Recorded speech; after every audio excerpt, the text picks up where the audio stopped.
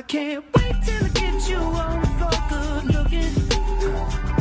Hey, going hot, so hot, just like an oven. And we're back with WSJ Lunch Break. That's Justin Timberlake. He's trying to bring himself back as a musician. You're listening to a clip from Suit and Tie, one of his new singles.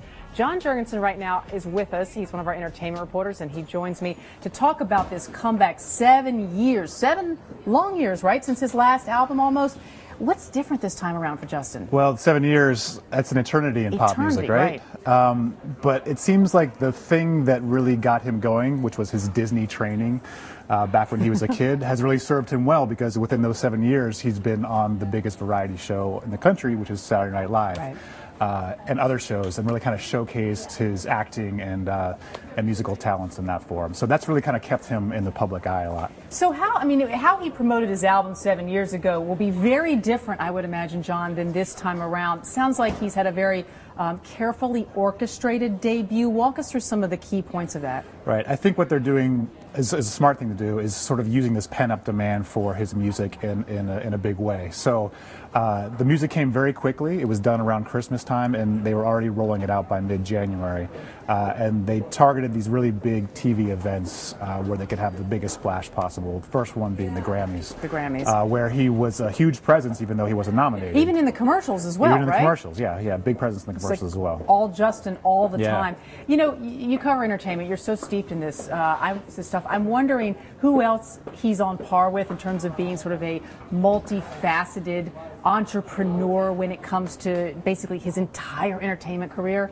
Well, I mean, you could look at the person he's going to be touring with this summer. That's Jay-Z. And you have like a very small group of people who are able to kind of balance a lot of different projects and pull them off pretty smoothly at the same time. Jay-Z being a big corporate entity, his wife Beyonce being a corporate, yes, another corporate entity. Justin's up there too, but Justin has the acting chops. It's almost kind of an old school approach, this like song and dance man who can do almost everything. You don't really see that so much anymore. People are sort of, start in one genre and then try to jump over to the next. He's tried to move into acting with, varying degrees of success. He's been in some good movies and some flop movies, but it seems like all that has really kind of worked to keep his music career alive. His record company says they've done research to say that he hasn't diminished in visibility in terms of music, and we'll see if that happens. And the sounds of this new album, John, the same, different? It's for people who love Future Sex Love Sounds, which was the 2006 release, his last one. It's going to be very different, and I think people are going to maybe have to take a minute to sort of catch up with what he's doing, which is kind of a throwback R&B sound. Lots of horns, lots of sort of retro soul stabby, feels to it.